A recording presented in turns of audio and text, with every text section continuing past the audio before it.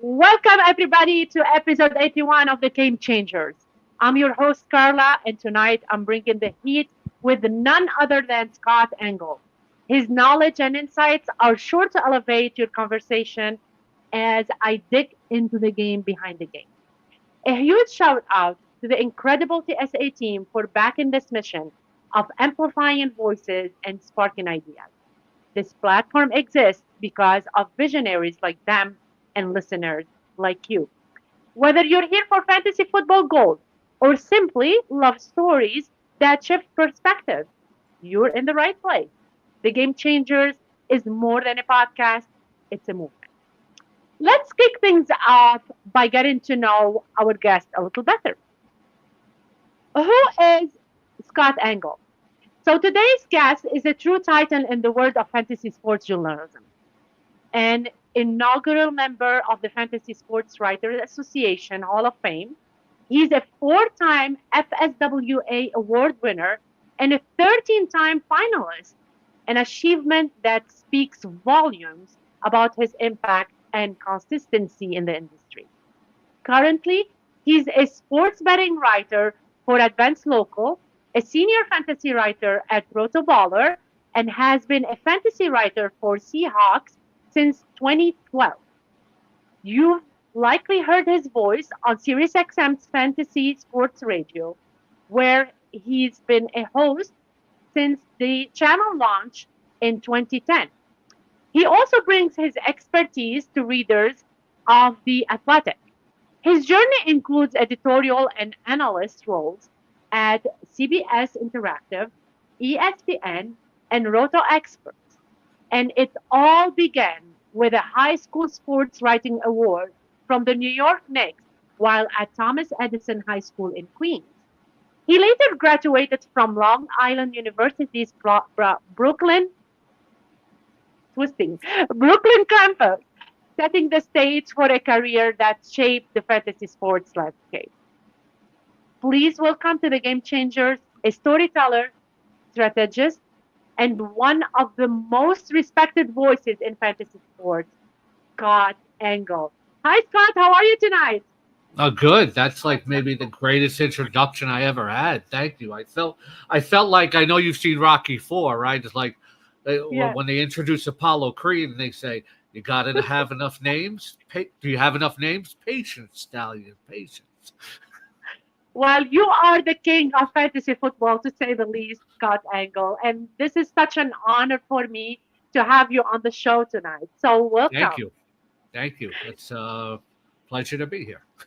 I haven't It's my seen you pleasure since the, also. since the, the expo in 2023, I want to say. I know. I still have your picture with. We were talking behind the scenes, so I do still have your picture with Doug Ford, and I do believe after I finish this episode, I want to post the picture. You and him back to back, like playing the guitar, the air Yep. guitar. It Yep. was the best moment ever that I've met you there that night.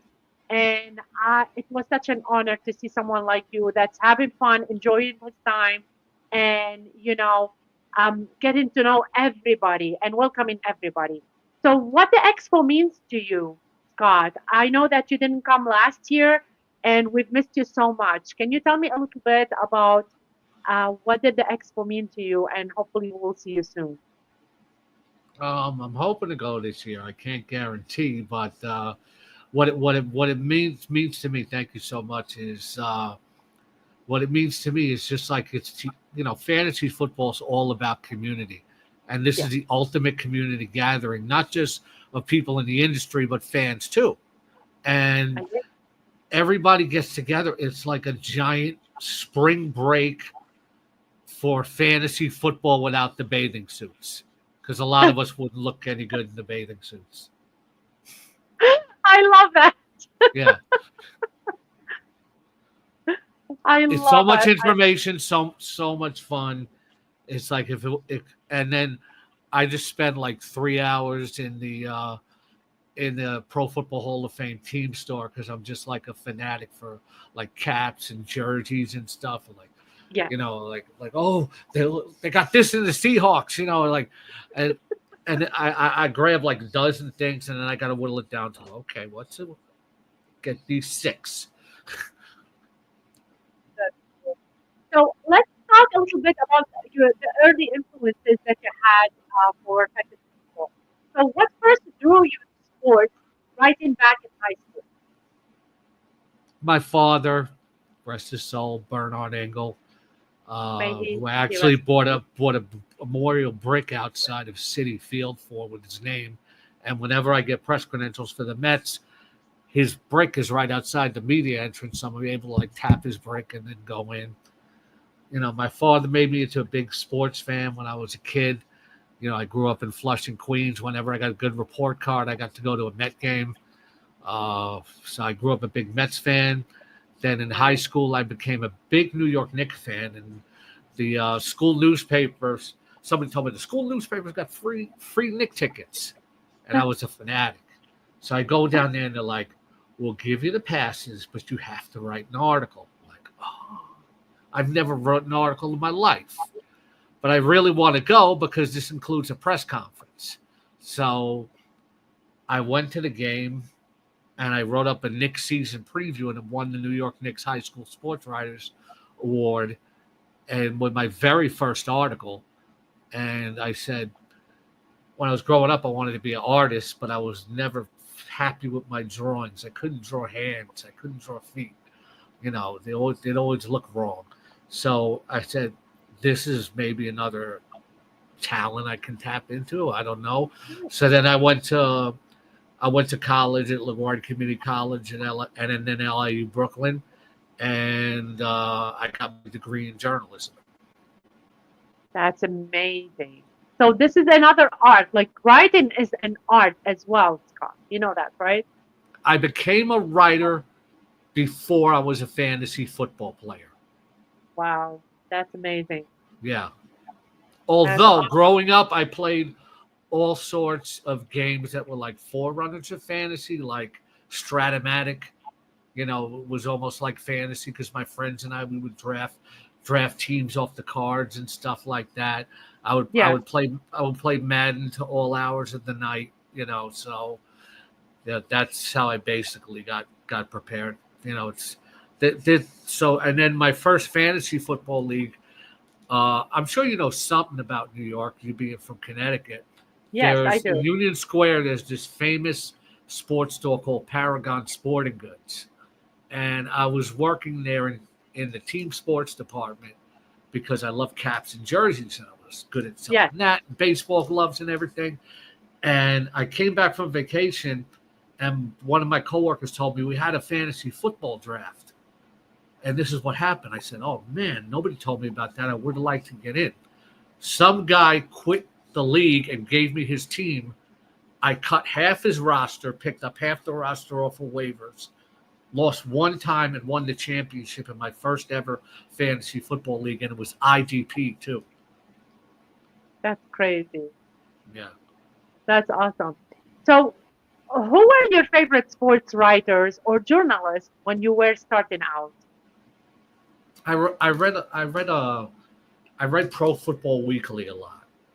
Yes. Uh, Hub Arkush, who was the publisher of Pro Football Weekly.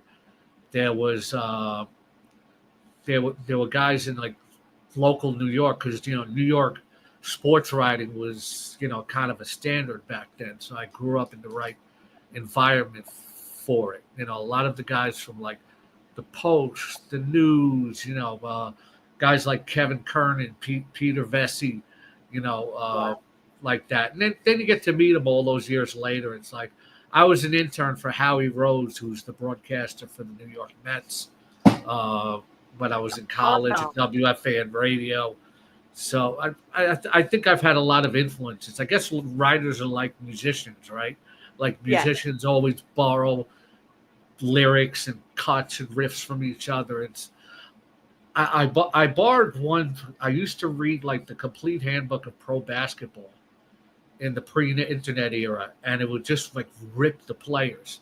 Then I found out maybe you shouldn't always emulate uh, who you read because I wrote the school's basketball team like a preview, uh, and like was ripping all the players like these guys do to the Knicks and the Lakers, and the guys on the team wanted to kill me. So I said, okay, I Oh love my it. God. Yeah. Like, oh, this guy fouls out during introductions. This guy is all he does is fight with the coach. He needs to grow up. It's just like, Oh my God. You were roasting them. yeah, I'm roasting them. But I thought that's what you're supposed to do. But I love being a fantasy, even though I best get media credentials for the Mets through Fantasy Sports Radio, Sirius XM. I like talking from that angle. I Yeah. wanting to be a beat reporter for the Knicks or the Seahawks. And with fantasy, you really don't have to interact with the players in a critical manner. Yeah. It's True. when I go out and interview the players, I'm very respectful. And then around this time of year, I start interviewing Major League Baseball players about fantasy football, and they love it. Every Yeah. major clubhouse has a fantasy football league. So I've become friends with a lot of major leaguers over the years, sharing teams with like David Wright, Steven Matz, talking to Manny Machado and Zach Wheeler about fantasy football. So it's pretty cool. I don't get treated like the other media because I'm not there to break a story or criticize anybody. Yeah. And we criticize people like on the air. I say, I don't like this guy as a fantasy player. I try not to take personal shots. Like for years, I was like, I'm not drafting Sammy Watkins anymore. I hate him.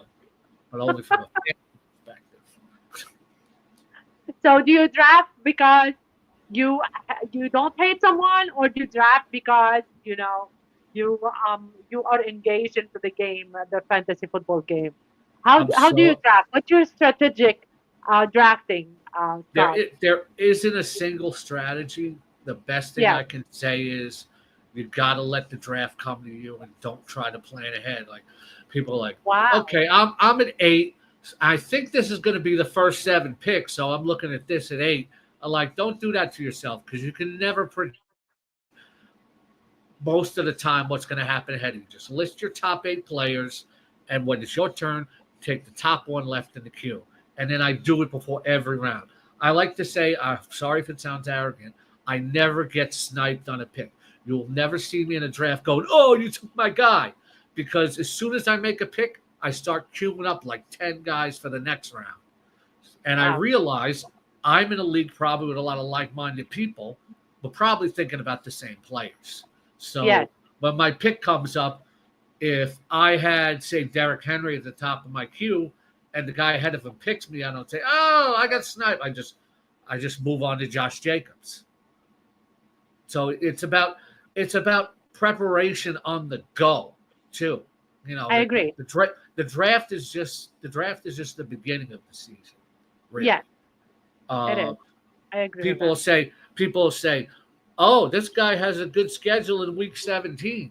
Like, well, he might not be on your roster by week 3 because You never know. trades, waivers, etc. And then schedule is based so much on last year. Now it's going to change a lot between now and week 6. So don't look that far ahead. I agree, and this is not arrogance. It's you've been in the game for like longer than many people, so you know how to deal with all of this, and you play it as it go, which is a Yeah. really good advice for everybody that's trying to get into the game. I don't see it as arrogance. I see it as a great strategy. So thank you for Yeah, but sharing that. sometimes when on the radio, I'm thinking maybe I'm talking it down to people. And I Well, catch myself. if people don't like it, they can turn off the radio. We like it, and No, we I got to love keep it. them on the channel. Oh my God. So let's highlight a little bit of your career achievements, because you have a lot of career achievements, Scott, and like the whole community is so proud of someone like you. And for me, Thank you. I'm really honored to have you Thanks. tonight, especially that you are someone that won a lot of the FSWA. And what did it mean to you, though, to be an inaugural member of the FSWA Hall of Fame? What does it mean to I you? actually helped originally plan that idea for the FSWA. They wanted me to Really? I be on never the knew that. we they, they wanted me to be on the original board of directors, but I declined because I just didn't know if I could dedicate the time to it. But I was on a lot of the early calls, and Nice. I came up with that idea, and then when I actually got voted in with Matt Berry, Greg Ambrosius, and Greg Kellogg, of course, Yes. I was actually surprised. I said, "There's no way I'm going to be first ballot." Like, I said, I'm glad the idea just came to light, and it'll be something that I, am proud of. But I was actually stunned, and it's something. It's a big career achievement. I'm very proud of it because part of the award is helping others to advance their careers, and I'd like to think there are Agree. a lot of people that I've done that with, especially when I was running Roto Experts. That's awesome. Like That's really I can amazing. make up an all-star team of guys that used to be on my staffs when I was managing editors, Yeah. CBS Sportsline, and Roto Experts. It's Christian Cockroft, Michael Fabiano, David Ganos, Jake Seeley, Mike Florio, Frank Stampler, Adam Ronis.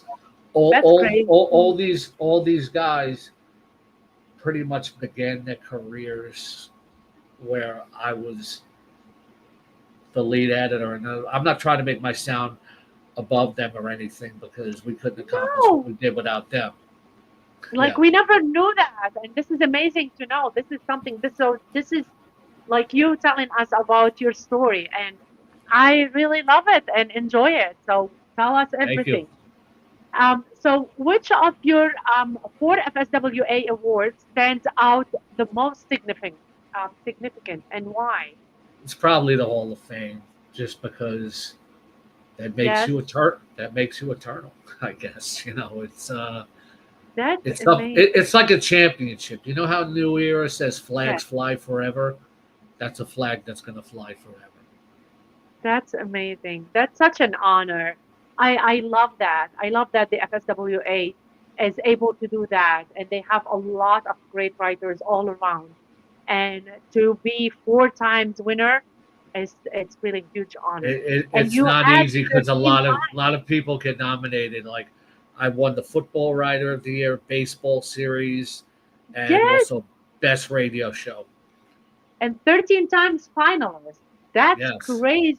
13 times finalist. five-time finalist for auto racing, and I never won it. You kidding me? Yeah, Wow. That's crazy, Scott. I'm learning so much about you tonight, and I'm loving it. So I do thank you. have someone named Wayne LeFort Jr. He is asking, who's your first pick this year? I guess number one overall, I think that's easily Jamar Chase. But Ooh, uh, why? he's just such an excellent wide receiver and a great offense with such a high floor. Because Cincinnati's defense is not going to be that much better this year. They're going to play in a lot of high scoring games, and he's going to have a ton of upside. But it really depends where you are in the first round. I would say the pick that I'm higher on anybody else this year is Bucky Irving of the Tampa Bay Buccaneers. I have him ranked as my number 4 overall running back. Running back's like my favorite position to watch. And Bucky Irving is so electric. He makes defenders miss. He he's elusive. He's fast. He gets the second level of defenders. He can outrun guys. He's versatile. I would not be surprised to see Bucky Irving finishes a top 3 fantasy running back this year. And if I'm playing in a high stakes league where you just aggressively go after whoever you want, ADPs be damned, I would take Bucky Irving into the second half of the first round. So Wayne is saying that he took McCaffrey last year, so he had him last year. And our friend Ronnie is making inside jokes for you. So if you want to Oh, just look at Ronnie Evans. He's our buddy for the Expo. What is he saying over there? he's saying something that Papa Scott. So I don't know. That's He's right. saying some That's some right. stuff. Ronnie, I am your father. Oh my God, I love it. No, it's impossible. That's crazy. It's interesting that he brings up Christian McCaffrey though, because McCaffrey is Yes, still going in the first round this year. I thought after he only he's still. played a few games last year, like last year was the number one overall pick, but I've seen him go anywhere from 3 to 12 in early drafts. Yeah, that's I'm not crazy. taking him in the first round. I'm not using my first round on a guy with that much risk. If I'm going to be in like an NFFC or an FFPC high stakes league, and I want to push somebody up the board, it'll be Bucky Irving. Okay. So here you hear that you heard that then, you guys. So McCaffrey went first last year. He's not going first this year. Nope. So if you want to follow Scott's Angles prediction, so that's for you tonight. So tell me, Scott, how did your role evolve when you moved from ESPN to CBS Interactive? I actually started at CBS Interactive and then Wow. went to ESPN.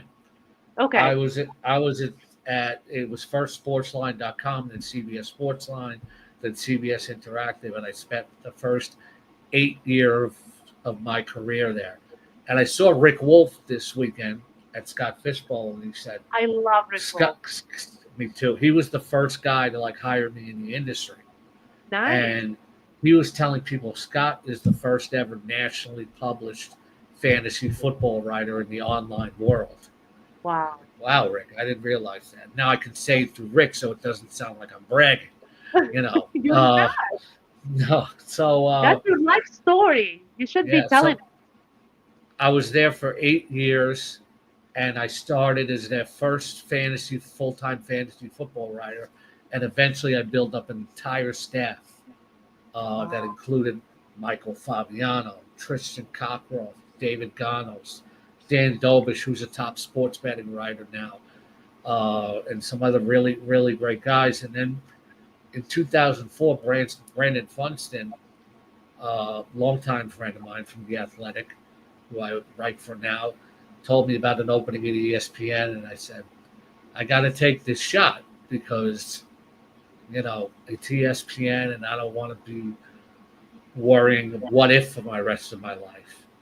Wow. And it was kind of hard for me to leave Sportsline, but to be at ESPN, I was there 4 years. I can at least say I tried it. That's crazy, Scott. So Yeah. I met Rick last year at Scott Bowl. I was helping at the Boston uh, live draft, and this year I didn't see both of them. So I missed Scott, and they couldn't make it. Scott and Rick as well. So hopefully next year they Rick will and come to Scott were in Boston. New York this year. They did not come to Boston, so I'm not Yeah. happy with that. But we had Bob and we had Sue, What's that and song? Maybe you could email it to them, like saying I missed you. Please I come to will. Boston. I've. What's that song? Please come to Boston. There's a song Please like come to Please come to Boston. Boston. I should send them that because Yeah. I'm always like trying to reach out to Scott. I know he's super busy, so hopefully I'll get in contact with him. Well, he's I'll the see him he's at the the number expo. one Scott in the fantasy industry. I'm two. Great. You're both the same. You're both the same. I That's do what he love you. tries to tell me, but he what he's built, I can't compare with. You guys are amazing in what you do, and you're both building a great community. And you are both welcoming, and you are both amazing with your own style. So that's crazy. So Wayne is asking another question. He's asking who's your top QB, Uh, and he's saying that he had Josh Allen for the last Josh, 2 years. yeah, Josh Allen's been the top two QB for the last 5 years. Yes. So that's the safest pick you can make. He is the Buffalo offense. Yes. After that, you got to get one of this year. You have to get one of the top four quarterbacks early if you want to get the dual threat quarterbacks. Him, Lamar Jackson, Jaden Daniels, Jaden Hurts. You got to get those guys in the first 3 rounds, otherwise you're not getting them. They're in a tier all by themselves. Joe Burrow in the next tier by himself is a drop off because he's not mobile. Then there's another drop off to Mahomes and Mayfield. If you don't get one of the top four, then you can wait till the middle of later rounds to get your next guy. Wow. That's crazy. That's good information, though. So I hope, Wayne, this will help you out a bit. So let's talk a little bit about your biggest challenge transitioning into a managing director position and roto expert. Uh, that was something I wanted to do because I Yeah. wanted to run a site, I wanted to run a group and have control over things, but also to help people build their careers. And I think when you look at the people who have been at roto experts over the years and what Yes. they've went on to, it's something that I'll always be very proud of. Nice. So Wayne have a lot of questions for you, and I really want him to get the information because you are here tonight, Scott. So he's Sure. asking you your opinion about the Giants QB. What's your opinion?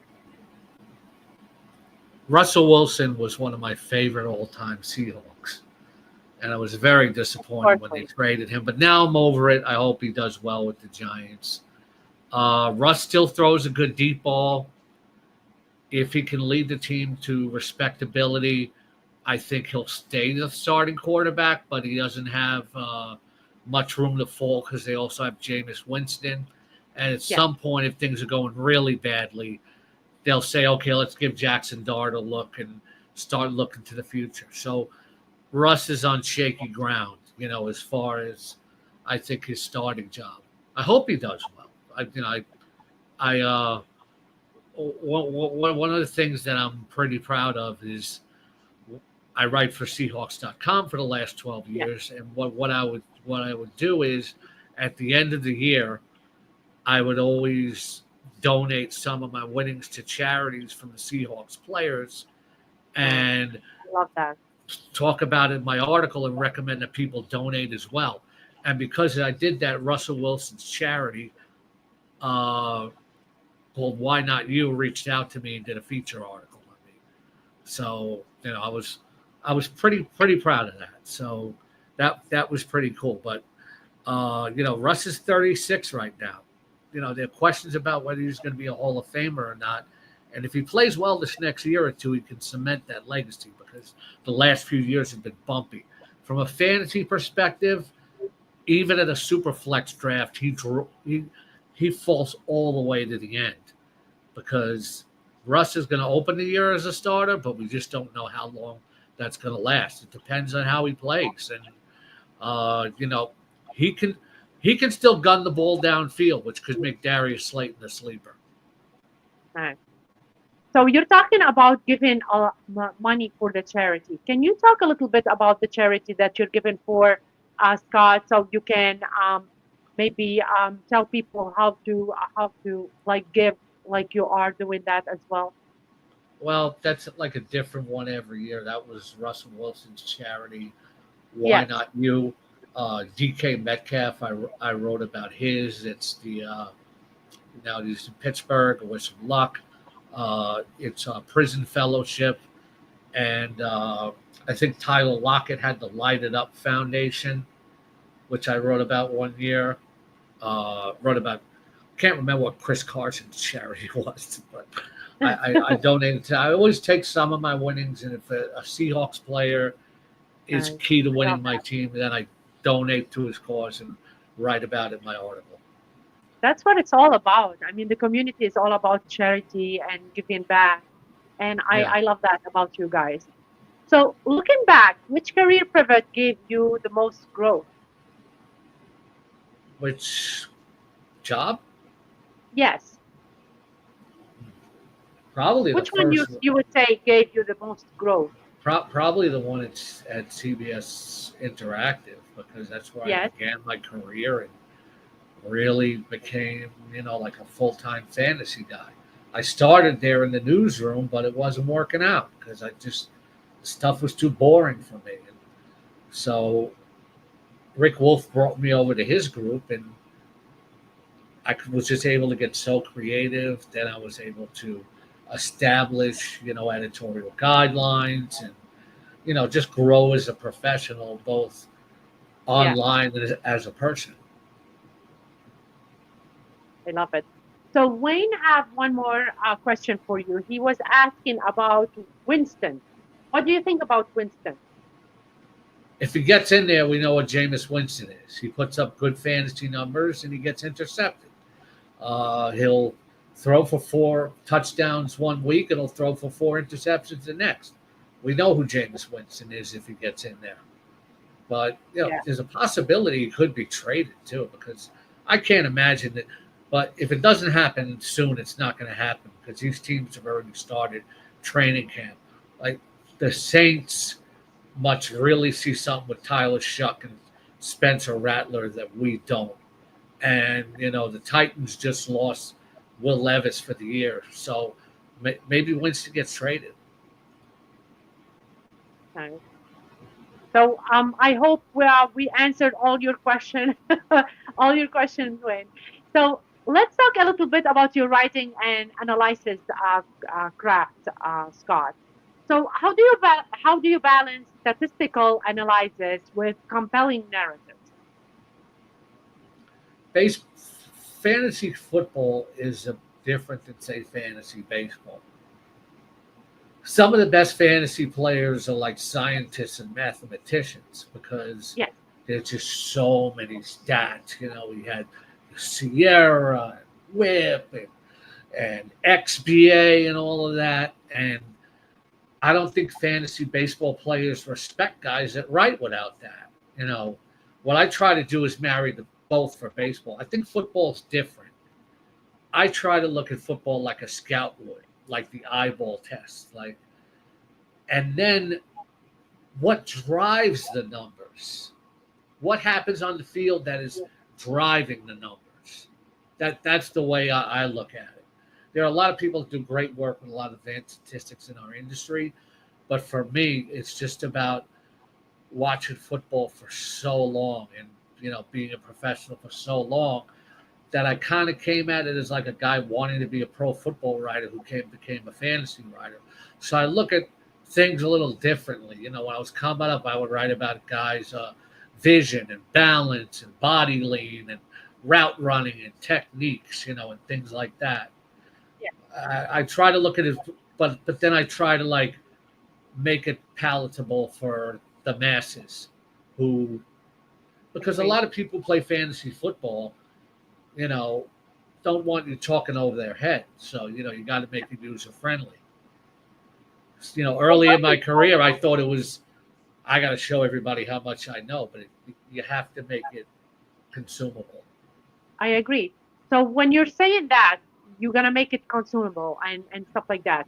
So what's your process for breaking down a player's value for both novice and veteran fantasy managers? I think when you're writing for different platforms, you talk to different kind of players. Like Yes. if you're writing, say on Seahawks.com, you've got a very wide audience. It's all levels, so you kind of have to explain certain things. You're writing the Athletic, people know what the heck they're talking about. You better make sure that you know your stuff. You make one mistake, and somebody in the message board is going to point it out, and I appreciate that. The Athletic has some of the most savvy readers that you'll find out there. With Rotoballer, it's you're also talking to very experienced players, uh, and they have so much high level content that that you have to talk at a certain expert level where you don't Yes. have to explain basics. So it really depends on the platform you're writing on and who you're writing for. Because when I write for Seahawks.com, I got a lead, but I talk about the whole league, but I got to include something highlighted about the Seahawks because it's Seahawks.com. So, I and then love that. when you're on the radio, then you got to take on a different personality because you want to entertain as well as inform. I love that you're saying that because I've seen a lot of people writing about how they feel and what they want to write about and everything, and not looking at the audience as opposed to for you, you look at your audience first, what's going to work for them, and then, like write for them, not for you. This is my writing, and you can do whatever you want with that. As a Yeah, teacher myself, I do that to see my student and how they can take stuff, because not everyone learns the same or not everyone read the same. And I love that you're saying that. So this is a great opportunity for people that they're starting new to to like open their eyes on what they're doing and how their audience will react to their work. Yeah, So it's really about the audience. I mean, yes, I appreciate that so I much. I talk freely with Major League Baseball players about their Yes. fantasy football team because I tell them I couldn't do what I do without you guys, Uh-huh. in baseball. And it's the same thing with the audience. I couldn't do what I do without them. It's look. There's a lot of fantasy leagues I wanted to win and I didn't. But every time somebody tells me that I helped them win their league, that's a reward. Love it. Yeah, It is a reward. It's always a yeah. reward. So how do you generate fresh angles week after week during the NFL season? It's a rhythm. You really go by. You know what people want to read at certain times in the year. You Yes. try to be creative with some of your ideas and react to breaking news. And also, it depends on what platform you're on. Like I work on Seahawks.com. It's very structured, but it's ever whatever I want to do. QB preview, running back preview, wide receiver preview, mock draft during the season, waivers and lineups. But Roto you can I can be even more free with my Yes. ideas, and they usually let me do what I want. Like I just wrote an article that's going to be published this week about tough decisions in the dynasty startup league. I don't have to go by the chalk at Rotoballer, um, which is which is a lot of fun. Nice. I love that. So how can you tell me a little bit about, can you walk us through drafting a column from idea to publication? How you do it? I shouldn't do it visually because sometimes I'll be in the shower and I'll come up with an idea, so I can't provide any visual for that. I'll just have to tell you about it. Um, I could be not sleeping, come up with an idea late at night, um, or just reading something else or watching something, just bam, it'll just trigger in my mind. Ooh, write about that, and I love it, it. it just happens. There's no process, about it sometimes. Sometimes you go by the chalk. You get writer's block and you say, okay, I'll do this week. I know that, I know how to write that. But then sometimes I'm really an ideas guy. And if you're ever in a staff meeting with me, it's like I'm the guy that you want to tell to shut up because I'm coming up with 50 ideas and the meeting's not ending. And I'll throw out ideas for myself, for other people, etc. And then I'll just sit down and I'll write it. It's like that article for Rotoballer with the dynasty startup decisions. I started, just brought up a thing, and it's because I've been doing it so many years. It's like Yes. if I'm writing uh, baseball or NASCAR, it's much more research intensive, whereas football and basketball seem to magically flow out of the fingers. I love it. Yeah. So do you keep like a notebook next to your where you sleep and write your ideas if they come to you? Because this is what I do. I don't know if anybody under 30 knows what a notebook is, but I'm over 30. I do have one. But I usually just put it in my phone and send an email to myself. Oh my God. I'm still a Yeah. paper and a pen girl. So I can. I love my paper and pen. Look, I still have a notebook. Okay, Yeah, yeah, for my weekly list, my New York Knicks notebook. See, uh, I love it. I still have a notebook, but it was funny because somebody asked me last week what I do for a living. I told them, and they said, and they could have been older than 35, and they said, "So what newspaper do you write for?" I was like, "You know what Huh? a newspaper is?" I love that. So, what techniques do you use to keep readers engaged in long form analysis? I think you got to get right to the point. Yeah, I think younger writers, and I was guilty of this when I was younger, you want to show how well you write or how entertaining you are. You know, give the information, get straight to the point. You yeah, know, people are not, if they want to read that, they'll go to, say, the sporting news, the athletic, and read feature stories. When they're coming to you for fantasy football, they're coming for advice. Get right to the meat of it. get right to the point. I Yeah, love that. I yeah. love that. So, in your opinion, what separates an average fantasy article from a must read feature?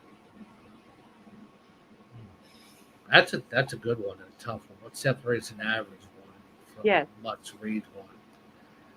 I think anytime the writer is doing something unique or doing something from different perspectives and just not following what everybody else does, it makes for an interesting read. Because I read a lot of people. I have my own favorite fantasy writers. I don't profess to know everything. If I have a lineup decision, I'll call up Mike Flory and goes, man, I'm sitting here, I can't make this lineup decision. What do you think? And I'll do that with people like my buddy Frank Amarante from Roto Bowler, and just bounce it off other people. So it really anything can catch my eye, and I would say, oh, that if it's a great article, I'll, I'll share it. It's just you know there are certain things that appeal to me personally as a yeah, reader. With credibility, it's just like I'm a real stickler for editorial because of my background.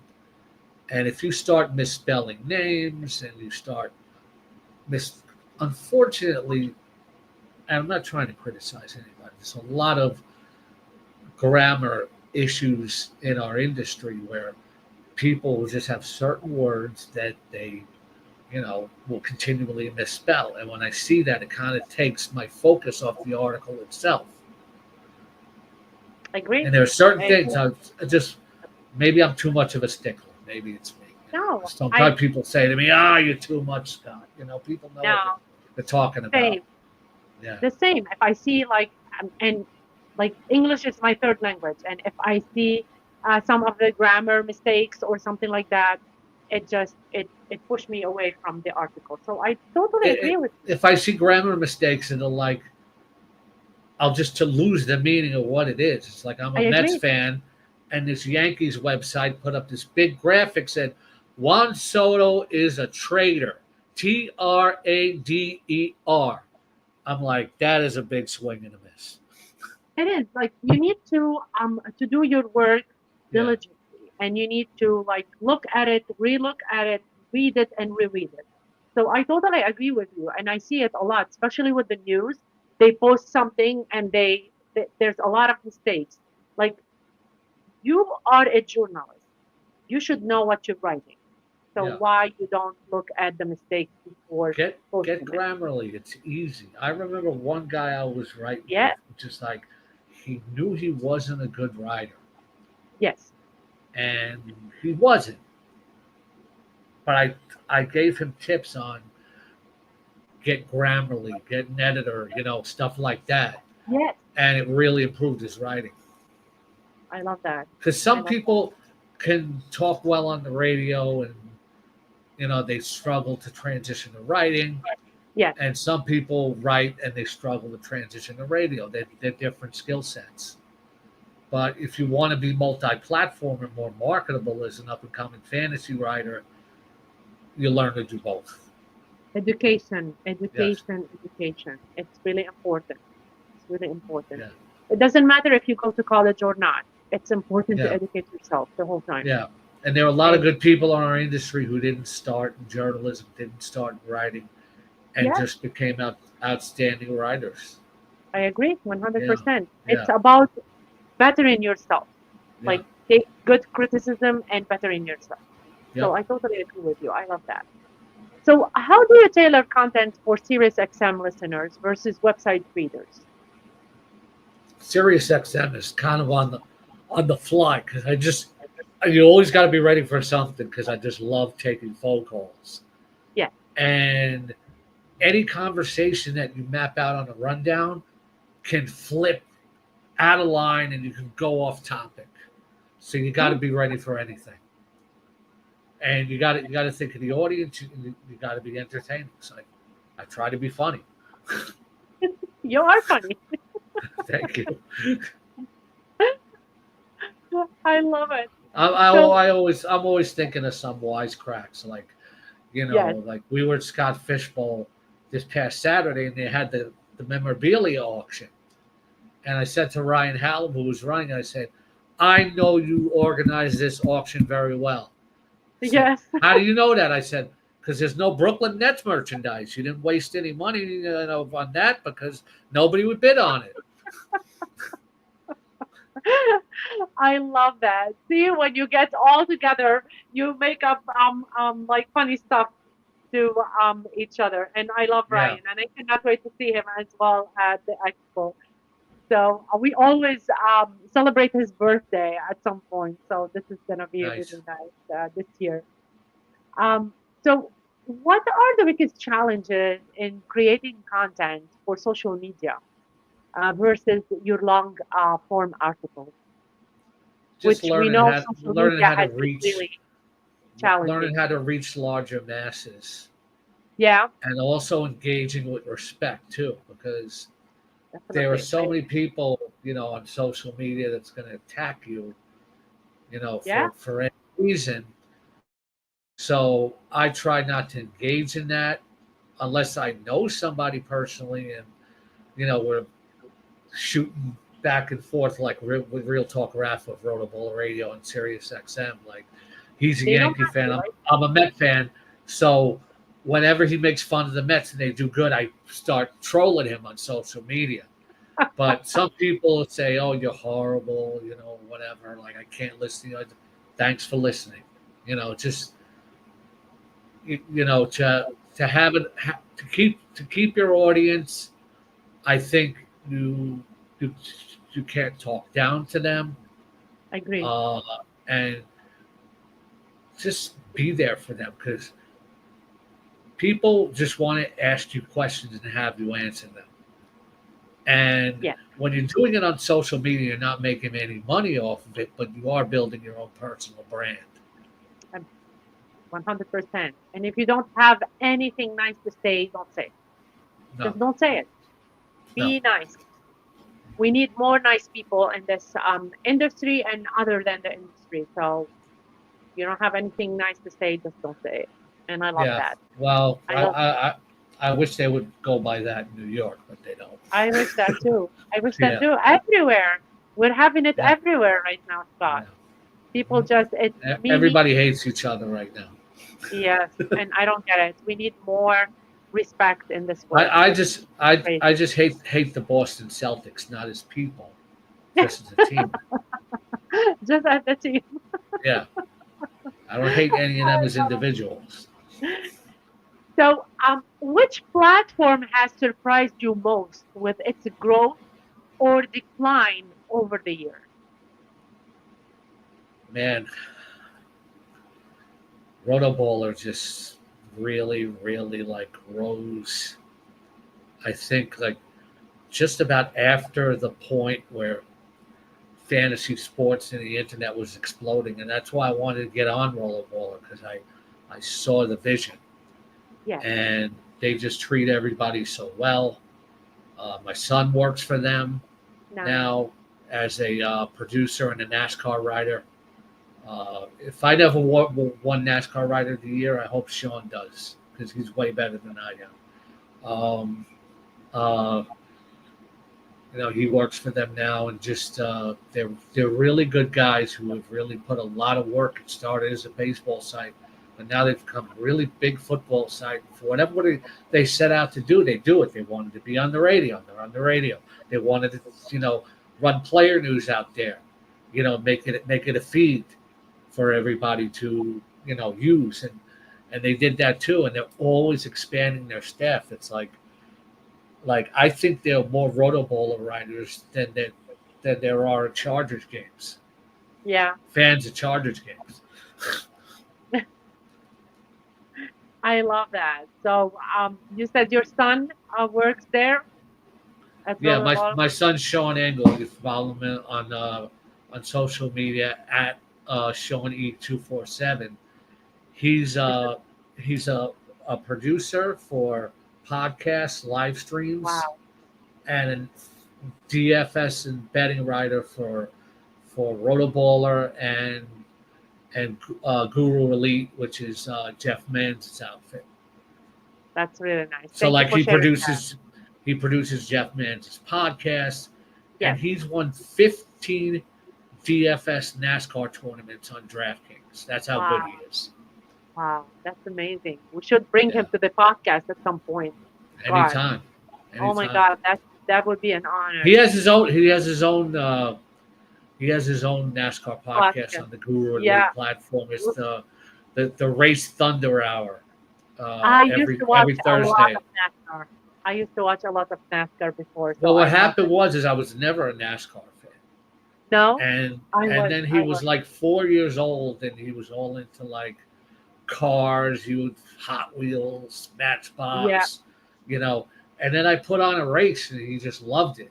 And he won his first ever fantasy league at AG, and That's amazing. I was publishing him on Roto Experts by the time he was 13 years old with his NASCAR writing, because it was Wow. as good as anybody else's. Of course. And you know his podcast got nominated for an FSWA award this past year. He was very proud of that. And, you know, I'm very proud of him. Of course. And I I'm hope he sure he's goes on proud to of more you. success than I do. Oh my God. That's amazing to talk about our kids. It's such an amazing thing. And following your steps, which is really cool. So, Scott, do you feel pressure to live up to your past awards? I always put a lot of pressure on myself, Yeah. um, not just for the awards, just because I want to keep things at a certain level. I'm always pushing myself. Like I got a head coach in my head yelling at me. Yes. Yeah.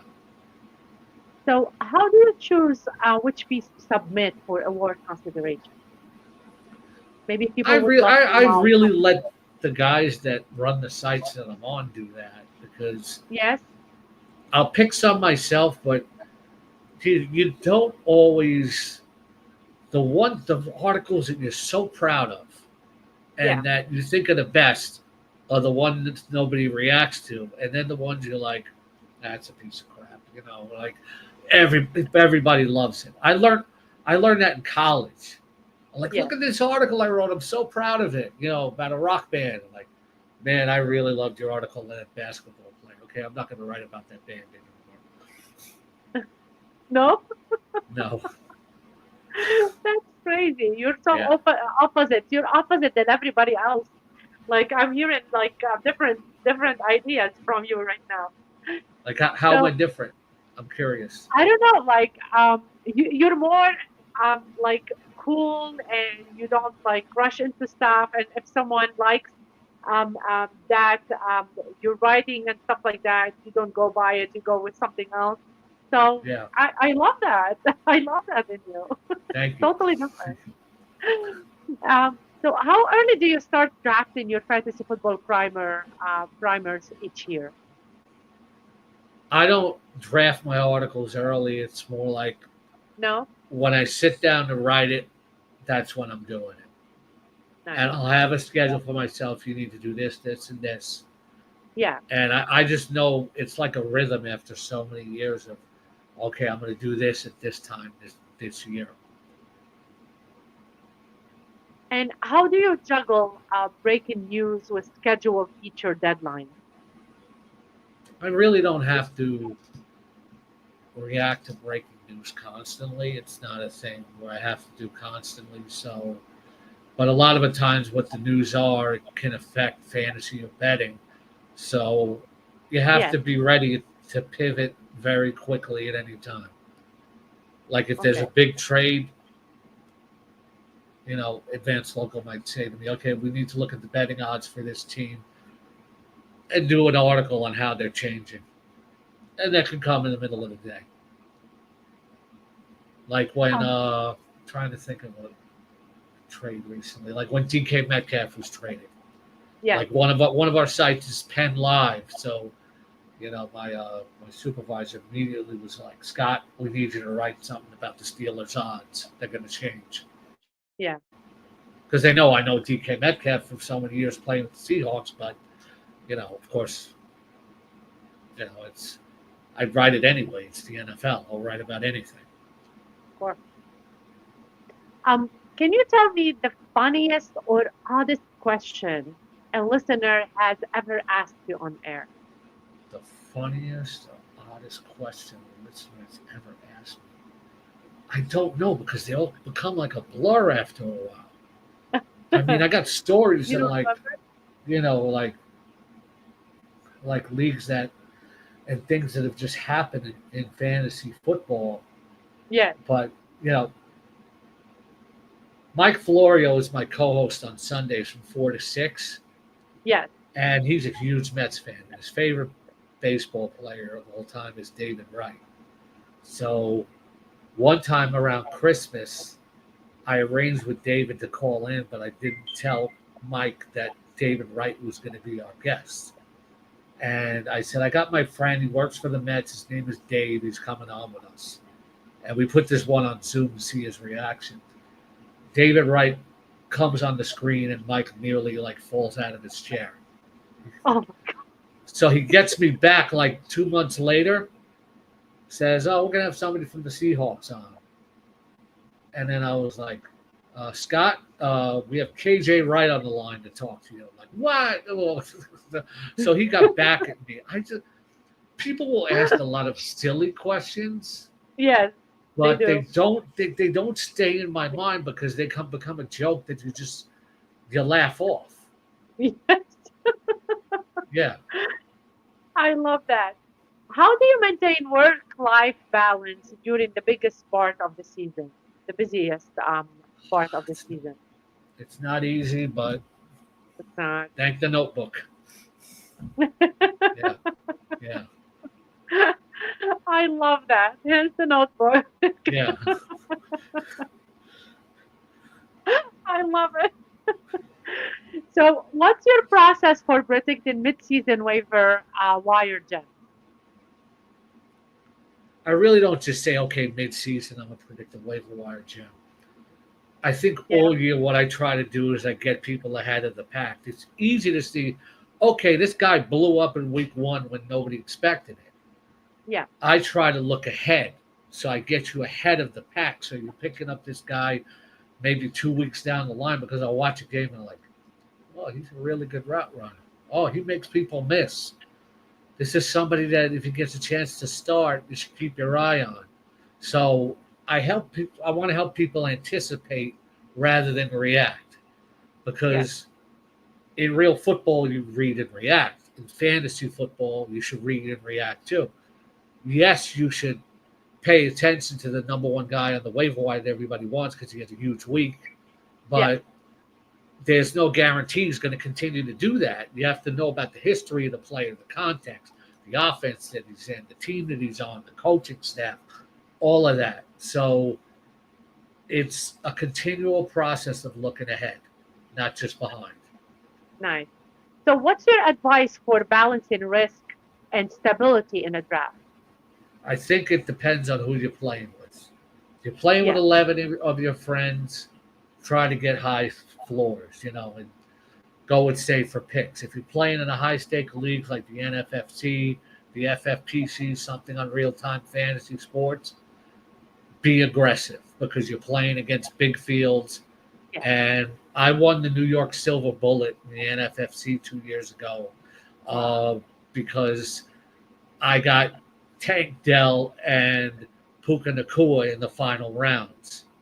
So you really have to be unique when you're playing against other expert players. I love I was that. I was in the running for the overall prize with a few weeks to go, but then T.J. Hawkinson got injured and I fell out of it. But See, sometimes I did win the injury. New York League though, so that's an accomplishment anytime you win an NFFC league. That's crazy. That's Yeah. crazy. So for you, what tools do you recommend for tracking betting lines alongside fantasy metrics? Uh, I do it manually myself, though. I just go Yes. to different sites and compare. I know people use covers.com to like track all the sites, Uh-huh. in one spot. And I know Rotoballer has a betting page too. So, how do you explain betting jargon to fantasy only audience? I think they cross over a lot, but with the betting jargon, you just got to learn it because at one point, it's why Google's great. Why AI is great because if you don't know what a vig is, or something like that, or if you don't even know what a money line is, you could just easily find it out. And on any of the advanced local sites, they have the basics of betting like NJ.com, Penn Live, Mass Yeah. Live, all those sites have, tutorial type of articles for first time bettors. We just don't speak to the expert better. We speak to the novice as well. Yeah. Like I'll do articles for like NJ.com, Penn Live, Mass Live, Oregon Live, AL.com, Michigan Live. Myself and the other staff will do things as just like as simple as how to bet on fantasy baseball, how to bet on over unders, and you can find them Right. all. So let's talk a little bit about the AI perspective in fantasy football. And I've seen it a lot going on and happening. And with both of us having our notebooks on the side, how do you ensure that your analysis remain human centered despite a data overload and the AI driven content that we see all over It's just the things media? that AI is never going to be able to replicate, no matter how advanced they make it. I'm sorry, Ronnie. It's still good stuff. Okay. I hope whatever you do is hugely successful. But I think the average reader can really tell the difference.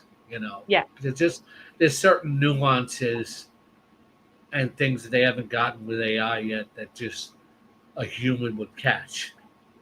yeah, And just AI can be creative, but I don't think it'd be creative as any good writer. human being.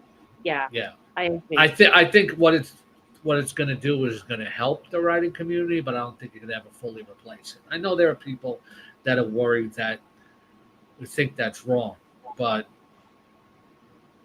at least I think there'll always be a place for good writing. And there's always gonna be mistakes from the AI. Um, Yeah, like, like it's different. Human being not is if not different. if Ronnie creates it, but otherwise, yeah, yeah. So, what's your philosophy on the gamification of fantasy stats? The what? The gamification of fantasy stats. The education of fantasy staff? Gamification. Oh, gamification. Yes. What do you mean by gamification? That word can mean a few things. So, I don't know. Whatever you want to share with that. Game What's your philosophy for it? for gamifying a fantasy staff or Yes. With making them it's into. all about the AI and stuff like that, and um, you know, they do they play with it sometimes. They make it as a game. Well, They tailor it.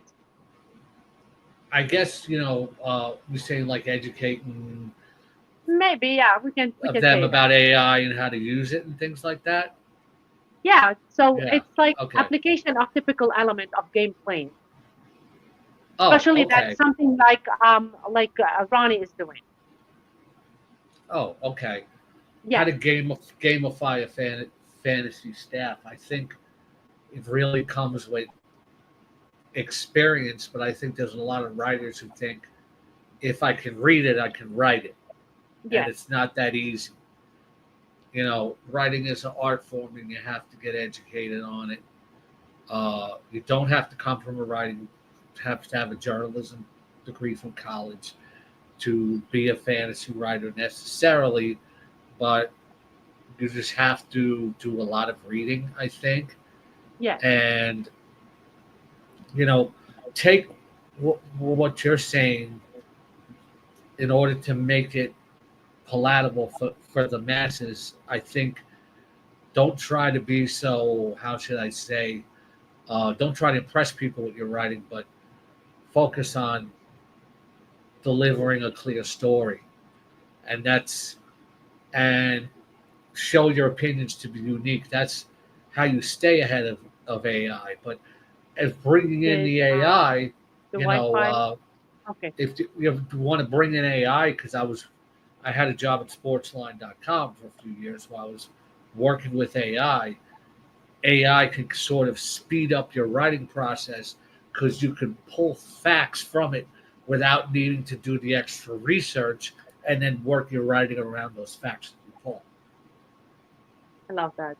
Did I So answer let's that good go. enough? Yes, it's perfect. Yeah, It's on me. I should tell you what is it ahead of time. it's So okay. let's talk a little bit about some rapid fire fun. So Okay. favorite NFL team. Seattle Seahawks. Since I was Oh, in high school, I love that. even though I'm from New York, uh, So with the Seahawks. and I I liked Joe Namath when I was a kid, but I didn't really watch football. When I first became a football fan, I loved the whole 12th man thing. I loved the colors. That's crazy. Go to breakfast before a long draft day broadcast. Yes or no? I think you have to. You need Yes. fuel. For the engine. So Uh, ideal breakfast before a draft. I would say two scrambled eggs, turkey bacon, and home fries with English muffin. oh, the best. Oh my God. Yeah, making Or you what's the hungry. most? Yes, definitely Yeah, hungry after yeah, Zumba and now podcast. I'm running to food. yeah. Most underrated fantasy breakout last season. Most underrated fantasy breakout from last season. I'm already thinking ahead to this year. It's like Yes, I'm not, you can I'm say not it. I'm not thinking of last year so much, but I don't know if what Brock Purdy did was really a breakout, but I would say maybe Chase Brown is an underrated breakout to a degree because I just don't think people realize how good Chase Brown can be this year. He's got Wow. respect now, but I don't know if he has enough of it yet. I think people are still skeptical on him. Yeah, It's the breakout that everybody talks about is Jaden Daniels, and he's still got to prove that he can do it. But it you seems will. it seems as like there's not a lot of skepticism on Chase Brown, but people don't necessarily get overexcited about him either. And I think Terry McLaurin had his best season last year, and I know he's not in camp yet as we record this, but Yes. people are like, oh, he can't repeat that kind of touchdown production. Uh, McLaurin had his best year, and I think he's my number 20 ranked wide receiver on rotoballer.com right now. And I think I've been getting him a lot as a wide receiver too in like the fourth round, and I love it. That's awesome. One word that describes your draft style. Flexible. Coffee, tea, or something stronger on air. Let's go with Dr. Pepper Zero Sugar. How's that? Oh, I Yeah. love that. Cheers. Binge watch or read before going to sleep. Binge watch. Pick'em or best ball. Best ball. Best Pick'em's too ball. easy. Yeah, Yeah. I love that. I don't know. The hour went like so super fast, Scott. Yeah, I I want more cannot. of those fun questions that you just had. Those are cool. I know. I know. I Yeah. do have one more question though. I do have one more question to ask. So I do ask all my guests with that question. A secret that you never ever shared with anybody, or something that you did at an early age and you never spoke of, and you want to share it on the Game Changers tonight. Let me think about that for a minute. And I want to make it sports related, so You have time. it's It can fun be too. it can be It different. It doesn't it have to can be be sports anything. related. It can be anything. Uh, Before I was a Seahawks fan, I did watch football regularly. My father was a Jets fan, so I used to tell people I was a Jets fan. It's very embarrassing. Uh, um, but when I started watching football seriously, they moved out of New York to New Jersey. I said, you know what? Now that I'm watching football seriously, if they're not going to even be at, in Queens anymore, I don't want to root Yes. for them.